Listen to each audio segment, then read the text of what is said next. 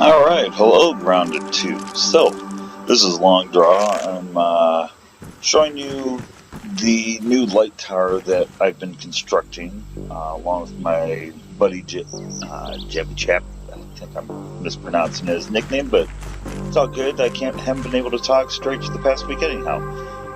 So, this light tower is basically a raised platform, small footprint as you can see by these pedestals going around. And the point of this tower is multiple. So first off, keeps your base off the ground, so no ants raiding your resources. Two, the insects that are ground-based also can't directly attack any defenses or any other parts of your base other than the pedestals. With as many pedestals as there are at each major point on the base, it's unlikely that they're going to take all of them out during a single raid, even. But additionally, at nighttime, this tower will actually light up like a big beacon. So if you just are really having a hard time finding your way back to base with a full backpack, the light tower can come in really, really handy. Now, the other benefit is obviously with ziplines. Now, granted, ziplines aren't currently in game in Grounded 2, but you can build the exact same type of base in the old Grounded 1 as well, and put zipline anchors at the curved door points. The nice thing about that is it actually gives you a central access for ziplines to the entire map. And because the light tower is intentionally tall, be visible anywhere within the viewing distance that you have set, you will be able to reach anywhere in the map unobstructed via those zip lines. If you have a shorter zip line network, like vertically shorter, you could be hitting grass blades, dandelions, insects, various things that can get in the way of travel. Even though your zipline network may be technically built fully, it can still interfere. So with the light tower, you won't have that problem because you can just set that vertical height to that point where nothing's going to be in the way. Now, for practicality, you're not just going to build a tower just to have a tower, right? A giant light bulb? So what we did here, you can see we put these plant lamps. You just put it right at the midpoint of that curved wall or curved door section. Either one is fine. You can use both. I use both in this build as well. And then, of course, I put in my chests here. Just kind of create a nice walk-through layout area. I even put in some freezer storage here so that my expiring goods don't expire. And then, of course, you can use the Acorn Spiral Stairs. It's an easy resource to get, quick blueprints to acquire. First main level, you see we got the cookery, we got the campfire, roasting spit, whatever you want to call it. We got a smoothie station here. So you basically got your cooking like all in one wall section. Next to that, I have 5 of these spinning wheels.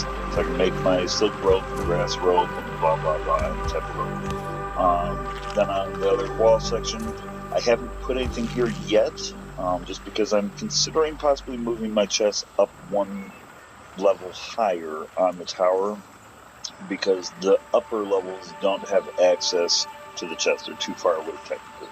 So I can move the stuff up here, swap these basic crafting stations to that first level where the chests currently are. But it's all personal preference. So here we've got the 5 grinders so we can make all of our slurries, which is really important once we get to the mushroom building, because you gotta grind a crap ton of mushroom chunks in order to make your mushroom blocks. So, let's see another section here. If you're just gonna put in just a lighting tower though, this is going to be your main faces here. 2 plant lamps with the 2 window sections, so they can get a nice amount of light coming off of it. If you do have the curved door like you'll have here, I don't need the plant lamp necessarily here, but it will make your tower brighter. So it's up to you completely. Again, we got our workbench, we got some plant lamps, I got my smithing station, so basic stuff there.